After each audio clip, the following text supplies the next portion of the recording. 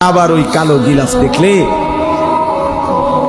মদিনার ওই সবুজ গম্বুজ দেখলে কলিজা ঠান্ডা হয়ে যাবে, চোখ সুখ পাবে, চোখের তৃপ্তি হবে, দেখার মজা মিলবে। আল্লাহ কোরআনে বলছে লিয়াশহাদু মানাফিআ লাহুম। আল্লাহকে যদি জিজ্ঞেস করে বান্দা কেন আমি হজে যাব, আল্লাহ বলে আয়েশা দেখো, লিয়াশহাদু, সে যেন আয়েশা দেখে। আইসো বান্দা, আসো না আমার ঘরে, আসো, আমি দেখাবো কুদরতের কি পরিমাণ নিদর্শন।